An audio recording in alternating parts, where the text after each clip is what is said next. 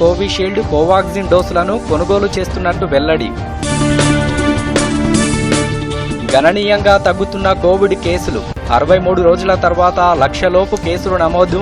94.3% చేరిన recovery rate. Covid third wave పై భయాందోళనలు అవసరం లేదన్న ఎయిమ్స్ డైరెక్టర్ గులేరియా. పిల్లలపై ప్రభావం చూపుతుందనడానికి ఎలాంటి ఆధారాలు లేవని స్పష్టీకరణ. ప్లాస్టిక్ వ్యర్థాల నియంత్రణపై 2 నెలల పాటు అవగాహన కార్యక్రమాలు. ప్లాస్టిక్ నిషేధానికి యువత సహకరించాలని కేంద్ర మంత్రి ప్రకాష్ జవడేకర్ పిలుపు. కోవిడ్ మహమ్మారిని అరికట్టేందుకు ప్రతి ఒక్కరూ మాస్క్ ధరించాలి, సామాజిక దూరం పాటించాలి, తరచుగా చేతులు కడుక్కోవాలి, వ్యక్తిగత శుభ్రతను పాటించాలి. అర్హత ఉన్నవారందరూ తప్పనిసరిగా వ్యాక్సిన్ వేయించుకోవాలి.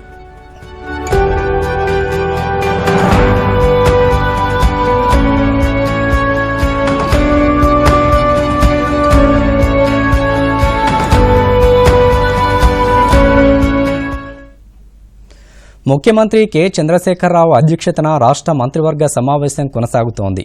లాక్డౌన్నే ప్రధాన అజెండాగా సమావేశం జరుగుతోందని సమాచారం. గత కొద్ది రోజులుగా రాష్ట్రంలో కేసులు గణనీయంగా తగ్గుముఖం పట్టడంతో లాక్డౌన్ ఆంక్షలు మరింత సడలించే అవకాశం ఉంది. రేపటితో లాక్డౌన్ ముగియనుండడంతో నేటి సమావేశంలో దీనిని కొనసాగించడం లేదా ఆంక్షలు మరింత సడలించడంపై తుది నిర్ణయం తీసుకునే అవకాశం ఉంది. లాక్డౌన్తో పాటు వ్యాక్సిన్ పంపిణీ, రైతు బంధు అమలు, కల్తీ విత్తనాలు అరికట్టేందుకు తీసుకుంటున్న చర్యలు, ఎరువులు, క్రిమిసంహారక మందుల లభ్యత తదితర అంశాలపై కూడా కేబినెట్ భేటీలో చర్చిస్తున్నారు. కేంద్ర ప్రభుత్వం రాష్ట్రాలకు అందించే వ్యాక్సినేషన్పై కొత్త మార్గదర్శకాలు జారీ చేసింది. ఆయా రాష్ట్రాల జనాభా, కోవిడ్ కేసుల సంఖ్య, టీకా డోసుల సక్రమ వినియోగం ఆధారంగా రాష్ట్రాలకు టీకాలు పంపిణీ చేస్తామని కేంద్రం స్పష్టం చేసింది. మరిన్ని వివరాలు. జాతీయ వ్యాక్సినేషన్ విధానంపై కేంద్ర ప్రభుత్వం కొత్త మార్గదర్శకాలు జారీ చేసింది. జనాభా, వ్యాధి తీవ్రత, కేసుల సంఖ్య ప్రాతిపదికన ఆయా రాష్ట్రాలకు వ్యాక్సిన్ కేటాయిస్తామని కేంద్రం పేర్కొంది. వైరస్ కేసులు ఎక్కువగా ఉన్న రాష్ట్రాలు, వ్యాక్సినేషన్ సమర్థంగా చేపడుతున్న రాష్ట్రాలకు కేటాయింపుల్లో అధిక ప్రాధాన్యమిస్తామని తెలిపింది. టీకాల వృధా ఎక్కువగా ఉన్న రాష్ట్రాలకు కేటాయింపుల్లో కోత ఉండొచ్చని హెచ్చరించింది. టీకా లభ్యత సమాచారాన్ని ఎప్పటికప్పుడు కేంద్రానికి తెలియజేయాలని సూచించింది. కొత్త మార్గదర్శకాలు ఈ నెల 21 నుంచి అమల్లోకి వస్తాయి. మన దేశంలో ఉత్పత్తి అయ్యే వ్యాక్సిన్లలో 75% కేంద్ర ప్రభుత్వమే కొనుగోలు చేస్తుంది. ఈ టీకాలను రాష్ట్రాలు, కేంద్రపాలిత ప్రాంతాలకు ఉచితంగా పంపిణీ చేస్తామని తెలిపింది. రాష్ట్రాలు, కేంద్రపాలిత ప్రాంతాలు ప్రాధాన్యత ఆధారంగా ప్రభుత్వ వ్యాక్సిన్ కేంద్రాల ద్వారా ప్రజలకు అందిస్తాయి. 18 ఏళ్ల పైబడిన వారికి ప్రాధాన్యతా క్రమాన్ని రాష్ట్రాలు, కేంద్రపాలిత ప్రాంతాలే సొంతంగా నిర్ణయించుకొని టీకా పంపిణీ చేపట్టాలని సూచించింది. టీకా పంపిణీలో ఆరోగ్య కార్యకర్తలు, పారిశుద్ధ్య కార్మికులు, 45 ఏళ్ల పైబడిన వారికి, 2వ డోసు వేసుకోవాల్సిన వారికి, అలాగే 18 ఏళ్ల పైబడిన వారికి ప్రాధాన్యత క్రమంలో వ్యాక్సిన్ పంపిణీ చేస్తారు. కేంద్ర ప్రభుత్వం అందించే టీకా డోసుల్లో రాష్ట్రాల్లోని జనాభా, కేసుల సంఖ్య, వ్యాక్సినేషన్లో వృద్ధి వంటి అంశాలను పరిగణలోకి తీసుకుంటారు. టీకా డోసుల వివరాలు రాష్ట్రాలు, కేంద్రపాలిత ప్రాంతాలకు ముందస్తు సమాచారం ఇస్తామని కేంద్రం తెలిపింది. రాష్ట్రాలు కూడా ఆయా జిల్లాలు, వ్యాక్సిన్ కేంద్రాలకు ముందుగానే డోసుల వివరాలు తెలియజేయాలి. ఈ వివరాలను ప్రజలకు కూడా తెలియజేయాలి. వ్యాక్సిన్ ఉత్పత్తిని పెంచేందుకు టీకా తయారీదారులు తమ ఉత్పత్తిలో 25% నేరుగా ప్రైవేటు ఆసుపత్రులకు విక్రయించుకునే అవకాశం కల్పించారు. ప్రైవేటు ఆసుపత్రుల్లో పంపిణీ చేసే టీకా ధరలు తయారీదారులు ముందుగానే ప్రకటించాలి. ప్రైవేటు ఆసుపత్రుల్లో వ్యాక్సిన్ ధరకు అదనంగా కేవలం ₹150 మాత్రమే సర్వీసు ఛార్జీలుగా వసూలు చేయాలని, ఈ ధరలను రాష్ట్ర ప్రభుత్వాలు ఎప్పటికప్పుడు పరిశీలించాలని కేంద్రం పేర్కొంది. కోవిన్ వెబ్సైట్లో నమోదు చేసుకోవచ్చు లేదా వ్యాక్సిన్ కేంద్రాల వద్ద ఆన్సైట్లో రిజిస్ట్రేషన్ సదుపాయాన్ని కూడా అందుబాటులో ఉంచాలని సూచించింది. కాల్ సెంటర్లు, కామన్ సర్వీస్ సెంటర్ల ద్వారా ముందస్తుగా టీకా స్లాట్ నమోదు చేసుకునే సదుపాయాన్ని ప్రజలకు కల్పించాలని నూతన మార్గదర్శకాల్లో కేంద్రం పేర్కొంది. టీకా పంపిణీ కేంద్రాల వద్ద కోవిడ్ నిబంధనలు తప్పనిసరిగా పాటించాలని సూచించింది. Bureau report, Doordarshan news. Vaccine నూతన మార్గదర్శకాల ప్రకారం దేశంలో ప్రైవేటు ఆసుపత్రులకు సరఫరా అయ్యే టీకాల ధరను వ్యాక్సిన్ సంస్థలే నిర్ధారిస్తాయని నీతి ఆయోగ్ సభ్యులు డాక్టర్ వికే పాల్ చెప్పారు. ఆసుపత్రులకు ఏ మేరకు టీకాలు సరఫరా చేయాలనేది రాష్ట్రాలు పర్యవేక్షిస్తాయన్నారు. ప్రైవేటు ఆసుపత్రులకు ఉన్న నెట్వర్క్ సదుపాయాలు, వాటికి ఎన్ని డోసులు అవసరమవుతాయనేది రాష్ట్ర ప్రభుత్వాలే నిర్ధారిస్తాయని వికే పాల్ చెప్పారు. ఢిల్లీలో ఆయన మీడియాతో మాట్లాడుతూ ఈ నెల 21 నుండి 18 ఏళ్లు పైబడిన వారికి కూడా వ్యాక్సిన్ ఇచ్చేందుకు కేంద్రం కొత్తగా 44 కోట్ల టీకా డోసులు కొనుగోలు చేస్తోందని చెప్పారు. ఇందులో కోవిషీల్డ్ డోసులు 25 కోట్లు ఉండగా కోవాక్సిన్ డోసులు 19 కోట్లు ఉన్నాయని చెప్పారు. ఈ ఏడాది డిసెంబర్ నాటికి వీటిని సీరం ఇన్స్టిట్యూట్, భారత్ బయోటెక్ సరఫరా చేస్తుందన్నారు. ఇందుకుగాను 30% అడ్వాన్సును కేంద్రం ఇప్పటికే చెల్లించిందన్నారు. వీటితో పాటు బయాలజికల్ ఈ సంస్థ నుండి 30 కోట్ల డోసులు కొనుగోలు చేసేందుకు కేంద్రం ఇప్పటికే 1500 కోట్లు ఇచ్చినట్టు పాల్ తెలిపారు. ఇప్పటి వరకు అందిన సాంకేతిక సమాచారం ప్రకారం బయాలజికల్ ఈ తయారు చేస్తున్న కార్బీవాక్స్ టీకా కోవిడ్పై బాగానే పనిచేస్తుందని పాల్ ఆశాభావం వ్యక్తం చేశారు. पार्टिसिपेशन के साथ उसके लिए उनको 30 करोड़ डोसेज के लिए लगभग 1500 करोड़ का एडवांस उनको दिया गया है. So 74 crore doses have been secured for the national program to be used from August onward. దేశంలో కోవిడ్ కేసులు మరింత తగ్గుముఖం పట్టాయి. 63 రోజుల తర్వాత మొట్టమొదటిసారిగా 1,00,000 కేసులు నమోదయ్యాయి. గడిచిన 24 గంటల్లో 86,498 కేసులు బయటపడినట్టు కేంద్ర వైద్య ఆరోగ్య శాఖ తెలిపింది. రికవరీ రేటు 94.3% పెరిగినట్టు ఆ శాఖ సంయుక్త కార్యదర్శి లవ్ అగర్వాల్ తెలిపారు.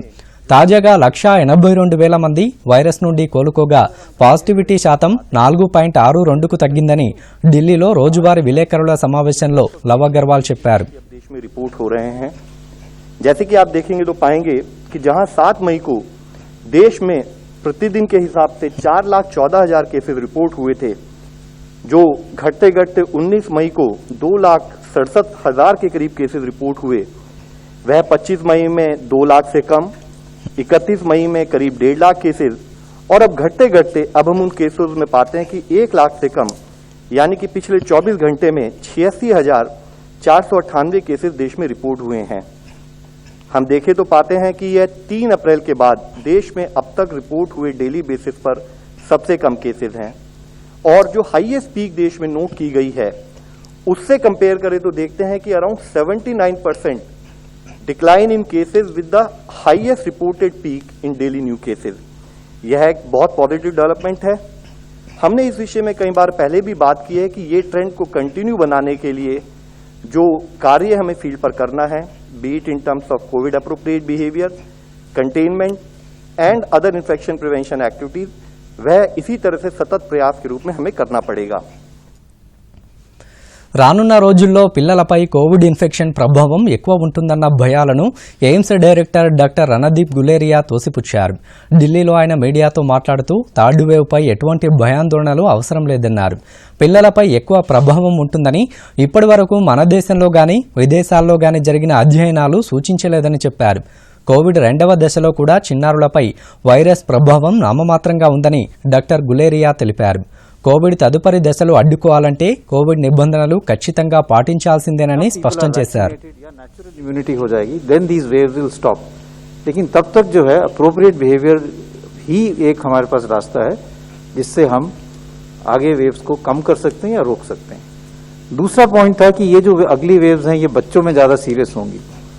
अगर हम पूरा डेटा देखें, इंडियन डेटा देखें फर्स्ट वेव का, सेकेंड वेव का, या ग्लोबल डेटा देखें, तो अभी तक ऐसा कोई डेटा नहीं आया विद ओल्ड दी वायरस और द न्यू वेरिएंट्स जहां पे ये दिखाया गया है कि बच्चों में अब ज्यादा सीरियस इन्फेक्शन हो.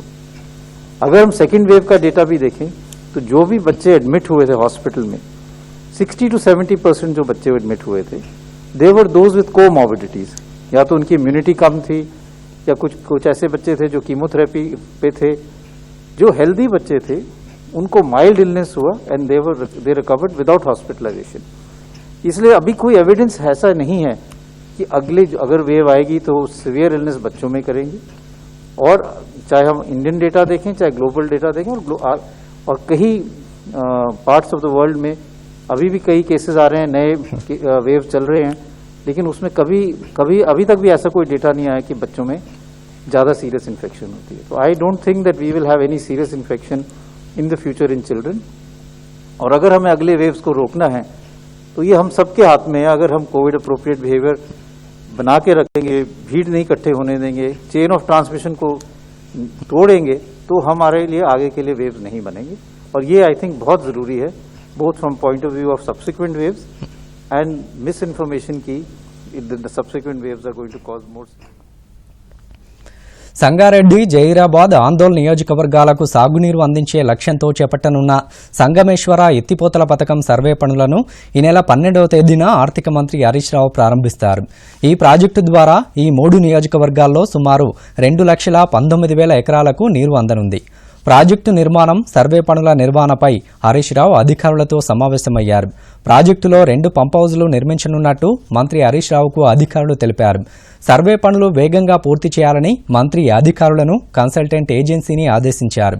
ఈ సమీక్షలో స్థానిక ప్రజాప్రతినిధులు, అధికారులు పాల్గొన్నారు. హైదరాబాద్ ఎర్రగడ్డలోని చెస్ట్ హాస్పిటల్ ఆవరణలో మల్టీ సూపర్ స్పెషాలిటీ హాస్పిటల్ నిర్మాణానికి ముఖ్యమంత్రి కె చంద్రశేఖరరావు సూత్రప్రాయంగా అంగీకారం తెలిపారని రాష్ట్ర పశుసంవర్ధక శాఖ మంత్రి తలసాని శ్రీనివాస్ యాదవ్ తెలిపారు. త్వరలోనే అధికారులతో కలిసి చెస్ట్ హాస్పిటల్ను సందర్శించి అనంతరం ముఖ్యమంత్రికి సమగ్ర నివేదిక అందజేయనున్నట్టు మంత్రి చెప్పారు. Chest hospital superintendent doctor Mahaboob ఖాన్తో తన కార్యాలయంలో సమావేశమై చెస్ట్ హాస్పిటల్ విస్తీర్ణం, నిర్మాణాలు తదితర అంశాలను చర్చించినట్టు మంత్రి శ్రీనివాస్ యాదవ్ చెప్పారు. ఈ హాస్పిటల్ నిర్మాణం పూర్తయితే కూకట్పల్లి, శేర్లింగంపల్లి, పటాన్ చెరువు, జూబ్లీహిల్స్, సనత్ నగర్, ఖైరతాబాద్ నియోజకవర్గాల ప్రజలకు అతి చేరువలో మెరుగైన వైద్య సేవలు అందుబాటులో ఉంటాయని తలసాని అన్నారు. ఎన్నో సంవత్సరాలుగా అనేక మందికి వైద్య సేవలు అందిస్తున్న చెస్ట్ హాస్పిటల్ ఆవరణలో కూడా గాంధీ తరహాలో మల్టీ సూపర్ స్పెషాలిటీ హాస్పిటల్ నిర్మాణం గురించి ముఖ్యమంత్రి దృష్టికి తీసుకెళ్లామన్నారు. సుమారు 62 ఎకరాల విస్తీర్ణంలో ఉన్న ఈ ఆసుపత్రిలో కేవలం 18 ఎకరాల విస్తీర్ణంలో చెస్ట్ హాస్పిటల్ నిర్మాణాలున్నాయని, మిగతా 44 ఎకరాల భూమి అందుబాటులో ఉంటుందని అన్నారు. ఇందులో సూపర్ స్పెషాలిటీ హాస్పిటల్ నిర్మిస్తే పేద ప్రజలకు అనేక రకాల వైద్య సేవలు అందించే అవకాశం ఉంటుందని తలసాని తెలిపారు. ఆదిలాబాద్ మండలం చాందాటి గ్రామంలోని ప్రాథమిక సహకార కేంద్రంలో రైతులకు ఉచిత ఎరువులు, విత్తనాల పంపిణీ కార్యక్రమాన్ని మాజీ మంత్రి, ఎమ్మెల్యే జోగు రామన్న ప్రారంభించారు. ఈ సందర్భంగా ఆయన మాట్లాడుతూ రైతులకు ఎరువులు, విత్తనాల ఇబ్బందులు తలెత్తకుండా చర్యలు తీసుకుంటున్నామని చెప్పారు.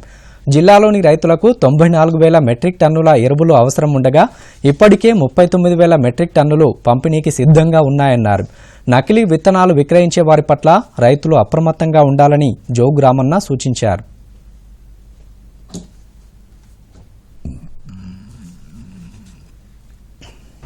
అన్ని మన సొసైటీ ద్వారా మరి ఇక్కడికి ఇలా ఎరువులు రావచ్చు. రేపు మీరు మన సొసైటీ రేపు ఆర్థికంగా బలపడితే అన్ని రకాల బిజినెస్ చేసి సొసైటీలో ఒక ఎరువులు అమ్మచ్చు, ఒక కందులు అమ్మచ్చు. అసలు ప్రతి ఒక్కరికి కూడా రైతుకు సంబంధించింది కాకుండా గ్రామస్తులకు ఏ వస్తువు అవసరం ఉన్నా, అది కిరాణా కావచ్చు, అది బట్టలు కావచ్చు, అనేక రకాల వ్యాపారాలు సొసైటీ ద్వారా చేసుకుంటే అనేక రాయితీలతో పాటు ప్రజలకు కూడా ఒరిజినల్, డూప్లికేట్ వస్తువులు సప్లై కాకుండా ప్రతి ఒక్క వస్తువుని కూడా అందించడానికి అవకాశం ఉంటుంది. ముఖ్యమంత్రి కేసీఆర్ గారి నాయకత్వంలో ఈ సంఘాలకు డబ్బులు ఇచ్చి ఫర్టిలైజర్ నిల్వలు పెట్టడానికి గోడౌన్లు కట్టుకొని ఎక్కడ కూడా ఏ గ్రామంలో కూడా ఈ సంఘాల ద్వారానే మనము ఎరువులు కానీ విత్తనాలు కానీ అమ్మాలని చెప్పి అగ్రో సెంటర్స్ కూడా మనం ఇచ్చి ఇలా మనం ఈ రోజు నుంచి ప్రారంభం చేసుకుంటున్నాం. ఈ నెల 21 నుండి 18 ఏళ్ల పైబడిన వారికి వ్యాక్సిన్ ఇవ్వనున్నట్టు కేంద్రం ప్రకటించిన నేపథ్యంలో అందుకు తగిన ఏర్పాట్లు చేయాలని బీజేపీ రాష్ట్ర అధ్యక్షుడు బండి సంజయ్ రాష్ట్ర ప్రభుత్వాన్ని డిమాండ్ చేశారు. కేంద్రమే ఉచితంగా టీకాలు ఇస్తున్నందున రాష్ట్ర ప్రభుత్వానికి ఆదా అయిన 2,500 కోట్ల రూపాయల నిధులతో ఆసుపత్రులలో మౌలిక సదుపాయాలు మెరుగుపరచాలని కోరారు. జూమ్ వీడియో కాన్ఫరెన్స్ ద్వారా మీడియాతో మాట్లాడుతూ కేంద్రం తాజా నిర్ణయంతో రాష్ట్రానికి ఈ నెలలో 20 లక్షల వ్యాక్సిన్ డోసులు, వచ్చే నెలలో మరో 20 లక్షలు, ఆగస్టులో 30 లక్షల టీకాలు రానున్నాయని చెప్పారు. వ్యాక్సినేషన్లో ప్రస్తుతం 3వ స్థానంలో ఉన్న భారత్ త్వరలో మొదటి స్థానానికి చేరుకుంటుందని బండి సంజయ్ అన్నారు. భారతదేశ స్వతంత్ర చరిత్రలో ఎప్పుడు లేని విధంగా, ఎప్పుడు జరిగిన విధంగా కేవలం ఒక్క ఏడాది లోపలనే స్వదేశీ పరిజ్ఞానంతో ఇలా వ్యాక్సిన్ తయారు చేసినటువంటి ఘనత ప్రియతమ ప్రధాని మోడీ గారి ఈ దేశ ప్రజలది. కేవలము 35,000 కోట్లతో ఈ దేశ ప్రజలందరూ కూడా వ్యాక్సిన్ వేయించేటువంటి ప్రయత్నం చేయడము, ఆ ఆలోచన కలగడము నిజంగా అద్భుతము, అభినందనీయం. ఈ విషయంలో డిసెంబర్ నాటికి 250 కోట్ల వ్యాక్సిన్ డోసుల ఉత్పత్తికి ముందస్తు ప్రణాళికలు తయారు చేయడము, తయారీ ఉండడము, ఈ దేశ ప్రజలను కాపాడడంలో ఏ విధంగా వారు కృషి చేస్తున్న విషయాన్ని ఒక్కసారి మనందరం గ్రహించాల్సిన అవసరం ఉంది. దాంతోపాటు 125 రోజుల్లో 25 కోట్ల వ్యాక్సిన్ డోసులు ఇలా భారతదేశం వేయగలిగిందంటే నిజంగా ఇంతకంటే గొప్ప విషయం ఇంకోటి కాదు. అమెరికా, చైనా లాంటి హైదరాబాద్ రాచకొండ పోలీస్ కమిషనరేట్ పరిధిలో లాక్డౌన్ అమల్లోకి వచ్చిన మే 12వ తేదీ నుంచి ఇప్పటి వరకు లాక్డౌన్ ఉల్లంఘన కేసులు 92,000 నమోదయ్యాయని పోలీస్ కమిషనర్ మహేష్ భగవత్ చెప్పారు. ప్రతిరోజు వందలాది మంది కోవిడ్ నిబంధనలు ఉల్లంఘించారని అన్నారు. వేల సంఖ్యలో వాహనాలు సీజ్ చేశామని తెలిపారు. లాక్డౌన్ ఉల్లంఘన కేసులు 64,811, మాస్క్ పెట్టుకోని వారిపై 23,745 కేసులు, భౌతిక దూరం పాటించినందుకు 3,051 కేసులు, ప్రజలు ఒకే చోట గుమిగూడినందుకు 891 కేసులు నమోదు చేశామన్నారు. లాక్డౌన్లో 22,092 వాహనాలు సీజ్ చేసినట్టు మహేష్ భగవత్ తెలిపారు. వరల్డ్ ఓషన్ డే సందర్భంగా ప్లాస్టిక్ వ్యర్థాల నియంత్రణకు చేపట్టిన ప్రచార ఉద్యమాన్ని కేంద్ర పర్యావరణ శాఖ మంత్రి ప్రకాష్ జవడేకర్ ప్రారంభించారు. ఒకేసారి ఉపయోగించే ప్లాస్టిక్ కవర్ల వినియోగాన్ని తగ్గించడంపై దేశవ్యాప్తంగా 2 నెలల పాటు ప్రచార ఉద్యమాన్ని నిర్వహిస్తారు. ప్లాస్టిక్ వ్యర్థాల కారణంగా నదులు కలుషితమవుతున్నాయి. ఆ కలుషిత నీరు చేరడంతో సముద్ర జలాలు కూడా ప్లాస్టిక్ వ్యర్థాలతో నిండిపోతున్నాయి. పర్యవసనంగా సముద్రంలో నివసించే ప్రాణులకు హాని కలుగుతోంది. ఈ నేపథ్యంలో ప్లాస్టిక్ వినియోగాన్ని తగ్గించాలనే అంశంపై విస్తృతంగా ప్రచారం చేయాల్సిన అవసరం ఉందని ఆయన అన్నారు. ప్రజలు స్వచ్ఛందంగా ప్లాస్టిక్ కవర్ల వినియోగాన్ని తగ్గించుకోవాలని ప్రకాష్ జవడేకర్ కోరారు. That their full waste is collected, and we must create funds for poor countries who don't have a robust waste management system. If we all do this, I am very sure that in next 5 years we will achieve a plastic-free ocean. That is what we want. India is on track to ban single-use plastic. We have enlisted 12 products of single-use, and there is good replacement coming around. We are giving impetus to innovations. Alternative products come, that's a market. People are also motivated and doing research, youngsters, and all this. ఈ ఏడాది April May నెలల్లో 3 లక్షల metric టన్నుల ఆక్సిజన్ను ఉత్పత్తి చేసి పంపిణీ చేసినట్టు కేంద్ర పెట్రోలియం, సహజవాయువు మంత్రిత్వ శాఖ మంత్రి ధర్మేంద్ర ప్రధాన్ చెప్పారు. ఈ మొత్తంలో 2 లక్షల మెట్రిక్ టన్నుల ఆక్సిజన్ను దేశంలోని వివిధ స్టీల్ ప్లాంట్లు, చమురు శుద్ధి కర్మాగారాలు ఉత్పత్తి చేశాయని తెలిపారు. ఒడిశాలోని రూర్కేలా ఉక్కు కర్మాగారంలో 17,000 మెట్రిక్ టన్నుల ఆక్సిజన్ ఉత్పత్తి అయిందన్నారు.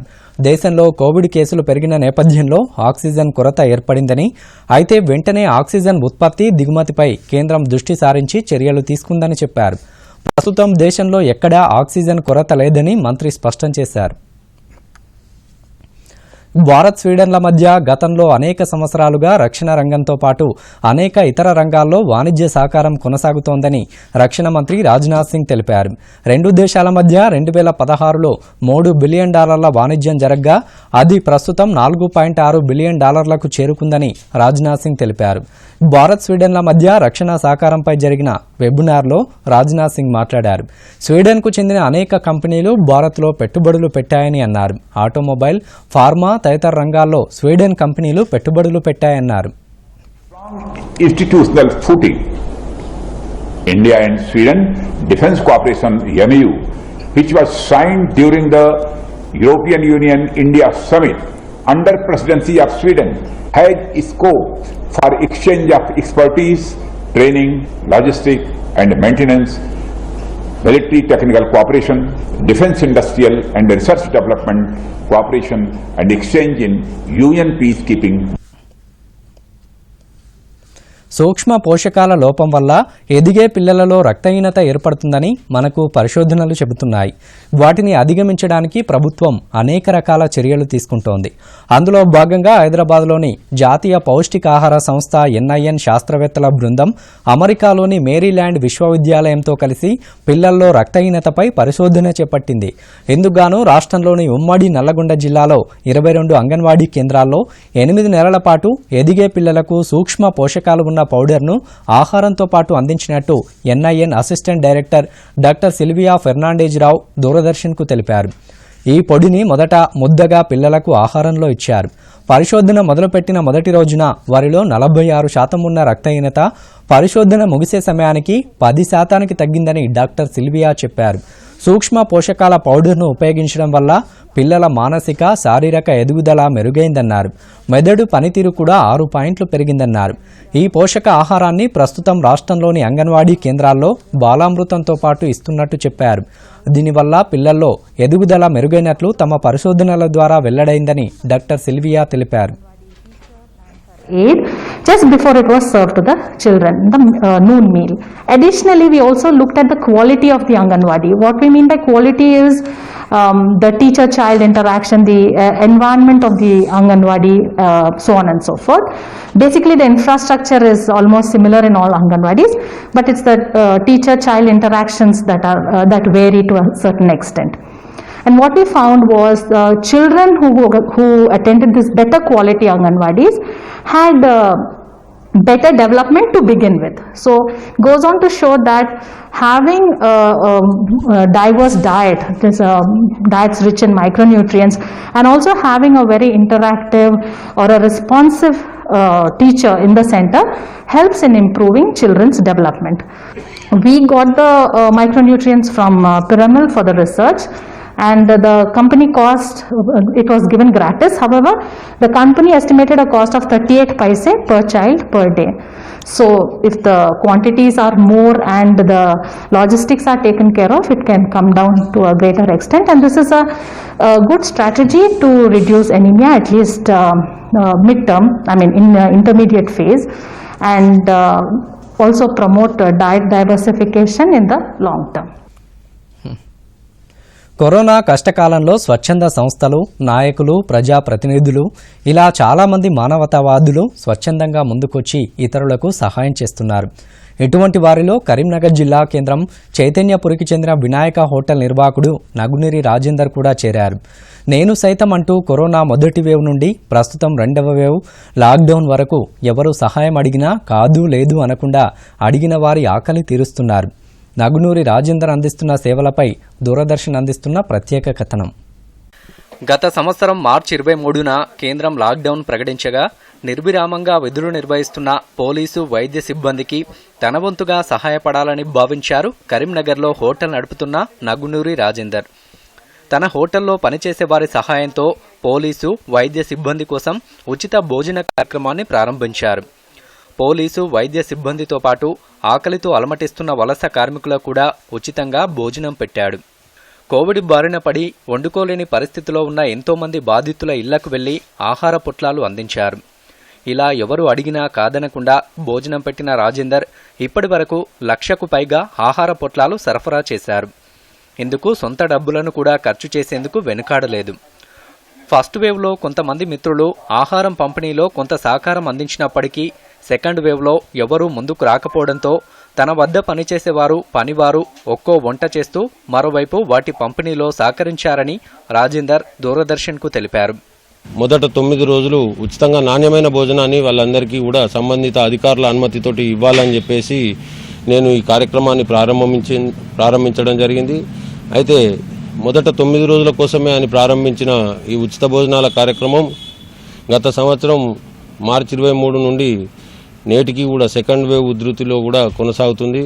అయితే ఈ ఉచిత భోజనాల కార్యక్రమం మొదట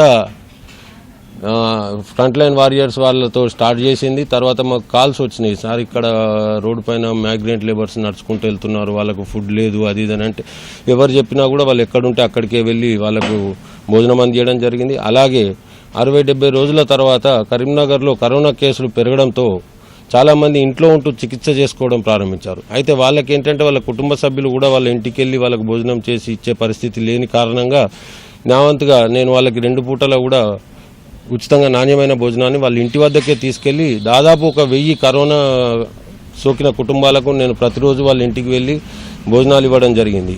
గత 10 ఏళ్లుగా కరీంనగర్లో రక్తదాన శిబిరాలు, ఇతర సేవా కార్యక్రమాలు నిర్వహించిన రాజేందర్ ప్రస్తుత విపత్కర పరిస్థితుల్లో నిస్వార్థంగా సేవలు చేస్తూ ఎంతో మందికి ఆదర్శంగా నిలుస్తున్నాడు.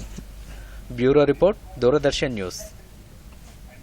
కోవిడ్ నేపథ్యంలో ఆర్థిక సంక్షోభాన్ని ఎదుర్కొంటున్న చిన్న మధ్య తరహా పరిశ్రమలను ఆదుకోవడానికి ప్రపంచ బ్యాంకు $500 మిలియన్ ఆర్థిక సహాయాన్ని ప్రకటించింది. గత ఏడాది జూలై నెలలో చిన్న తరహా పరిశ్రమలను ఆదుకోవడానికి ప్రపంచ బ్యాంకు $750 మిలియన్ ఆర్థిక సహాయాన్ని అందించింది. దాంతో చిన్న పరిశ్రమలకు రుణాలు అందించారు. కోవిడ్-2 విస్తరించిన తరుణంలో కోలుకుంటున్న చిన్న తరహా పరిశ్రమలు మళ్లీ ఆర్థిక సంక్షోభంలో కూరుకుపోయాయి. దీంతో భారత ప్రభుత్వ విజ్ఞప్తి మేరకు ప్రపంచ బ్యాంకు $500 మిలియన్ ఆర్థిక సహాయం చేయడానికి ముందుకొచ్చినట్టు భారత్లో ప్రపంచ బ్యాంకు ప్రతినిధి జునైడ్ అహ్మద్ తెలిపారు. చిన్న మధ్య తరహా బ్యాంకు రుణాలు పొంది తిరిగి సాధారణ ఉత్పత్తిని సాధించడానికి ఈ ఆర్థిక సహాయం దోహదం చేస్తుంది. దేశంలోని 5,55,000 చిన్న మధ్య తరహా పరిశ్రమలకు ప్రపంచ బ్యాంకు ఆర్థిక సహాయం ఊరట కలిగిస్తుందని భావిస్తున్నారు. ఐక్యరాజ్య సమితిలో ఆర్థిక సామాజిక మండలి ఏకోసాక్కు భారత్ ఎన్నికైంది. సుస్థిర ప్రపంచం కోసం సమిష్టి కృషి ద్వారా ప్రపంచ దేశాలను ఒక వేదిక మీదకి తీసుకొచ్చేందుకు ఏకోసాక్ కృషి చేస్తుంది. అలాగే ఐక్యరాజ్య సమితి ఆధ్వర్యంలో ఆర్థిక సామాజిక కార్యకలాపాలు నిర్వహించే సంస్థల మధ్య సమన్వయం కోసం కూడా ఏకోసాక్ కృషి చేస్తుంది. వచ్చే ఏడాది జనవరి నుంచి 3 ఏళ్ల పాటు భారత్ ఇందులో సభ్యత్వం కలిగి ఉంటుంది. మొత్తం 18 దేశాలు ఏకోసాక్కు ఎన్నిక కాగా అందులో భారత్ ఒకటని ఐక్యరాజ్య సమితిలో మన దేశ శాశ్వత ప్రతినిధి టిఎస్ తిరుమూర్తి తెలిపారు. కాగా ఈ సంస్థకు ఎన్నికయ్యేందుకు సహకరించిన సభ్య దేశాలకు భారత్ తరపున ధన్యవాదాలు తెలిపారు. కరోనా విపత్కర పరిస్థితుల్లో ఉపాధి కోల్పోయిన వారు, పేదలు ఆకలితో అలమటించకూడదని కేంద్ర రాష్ట్ర ప్రభుత్వాలు ఎన్నో పథకాలు అమలు చేస్తున్నాయి. అందులో భాగంగా తెల్ల రేషన్ కార్డు, అంత్యోదయ కార్డు లబ్ధిదారులకు ప్రభుత్వం ఉచితంగా బియ్యం పంపిణీ చేస్తోంది. ప్రధానమంత్రి గరీబ్ కళ్యాణ్ అన్న యోజన పథకం కింద సిద్దిపేట జిల్లాలో 2,68,925 తెల్ల రేషన్ కార్డు కలిగిన వారు 18,798 అంత్యోదయ లబ్ధిదారులు ఉన్నారు. ఒక్కపేట సిద్దిపేట అర్బన్ మండలంలోనే 34,504 తెల్ల రేషన్ కార్డు లబ్ధిదారులు ఉన్నారు. వారందరికీ ఒక్కొక్కరికి 15 కిలోల చొప్పున, అంత్యోదయ కార్డుదారులకు 45 కిలోల చొప్పున బియ్యం అందిస్తున్నట్లు మండల తహసీల్దార్ విజయ్ కుమార్ తెలిపారు. ప్రతి ఒక్కరికి ఈ నెల 15 కిలోల బియ్యం చొప్పున, దాంట్లో మే మాసం మరియు జూన్ నెలలకు సంబంధించి కేంద్ర ప్రభుత్వం నుంచి 5 కిలోలు మరియు రాష్ట్ర ప్రభుత్వం నుంచి వచ్చే 5 కిలోల చొప్పున మొత్తం 15 కిలోలు ఈ మంత్ ప్రతి లబ్ధిదారునికి ఇవ్వడానికి కోటా శాంక్షన్ చేయడం జరిగింది. దానికి సంబంధించిన డిస్ట్రిబ్యూషన్ సిద్దిపేట అర్బన్ మండలంలో నిన్నటి నుంచి ప్రారంభించడం జరిగింది. కావున లబ్ధిదారులందరూ కూడా వాళ్ళ యొక్క ఈ లబ్ధిని సంబంధిత షాప్లకు వెళ్ళేసి పొందాల్సిందిగా అందరికీ కోరుతున్నాను. కరోనా కష్టకాలంలో ఉపాధి కోల్పోయిన తమకు ప్రభుత్వం ఇచ్చే ఉచిత బియ్యం కడుపు నింపుతున్నాయని లబ్ధిదారులంటున్నారు. 15 కిలోల బియ్యం ఇస్తున్నందు వల్ల మాకు చాలా సంతోషంగా ఉంది. కొద్దిగా మాకు మేలు జరుగుతుంది. దీనివల్ల దీనికి మేము చాలా కృతజ్ఞతగా కరోనా గురించి మాకు బియ్యం 15 కిలోలు ఇస్తుంది. మాకు ఆనందంగా అనిపిస్తుంది. గత నెలలో 5 కిలోల ఉచిత బియ్యం ఇవ్వలేదు కాబట్టి ఈ నెలలో మొత్తం ఒక వ్యక్తికి 15 కేజీల బియ్యం పంపిణీ చేయడం జరుగుతున్నది ఉచితంగా. ఈ కరోనా పరిస్థితుల్లో ప్రజలు ఎలాంటి ఇబ్బందులు పడకుండా ఉండాలని ప్రభుత్వాలు ఈ నిర్ణయం తీసుకొని ఇచ్చినందుకు చాలా సంతోషిస్తున్నాం. Bureau report, Doordarshan news. వార్తలు ముగించే ముందు ముఖ్యాంశాలు మరోసారి. దూరదర్శన్ యాదగిరి వార్తలను ఇప్పుడు సోషల్ మీడియాలో కూడా చూడవచ్చు. యూట్యూబ్ అయితే డీడీ న్యూస్ తెలంగాణ, ట్విట్టర్ వేదికగా DD news Telangana @DD Yadagiri news, Facebook అయితే డీడీ న్యూస్ తెలంగాణలో సబ్స్క్రైబ్ చేసి లైక్ చేయండి, షేర్ చేయండి. రాష్ట్ర కేబినెట్ భేటీ, లాక్డౌన్ సడలింపు, ధాన్యం కొనుగోళ్లు, పీఆర్సీ తదితర అంశాలపై చర్చ. టీకా పంపిణీపై తాజా మార్గదర్శకాలు జారీ చేసిన కేంద్రం. జనాభా, కేసుల సంఖ్య ఆధారంగా రాష్ట్రాలకు కోవిడ్ టీకా డోసుల కేటాయింపు. ప్రైవేటు ఆసుపత్రులకు వ్యాక్సిన్ ధరను టీకా సంస్థలే నిర్ధారిస్తాయన్న కేంద్రం. కొత్తగా 44 కోట్ల కోవిషీల్డ్, కోవాక్సిన్ డోసులను కొనుగోలు చేస్తున్నట్టు వెల్లడి. గణనీయంగా తగ్గుతున్న కోవిడ్ కేసులు, 63 రోజుల తర్వాత 1,00,000 కేసులు నమోదు, 94.3% చేరిన recovery rate. Covid third wave పై భయాందోళనలు అవసరం లేదన్న ఎయిమ్స్ డైరెక్టర్ గులేరియా. పిల్లలపై ప్రభావం చూపుతుందనడానికి ఎలాంటి ఆధారాలు లేవని స్పష్టీకరణ.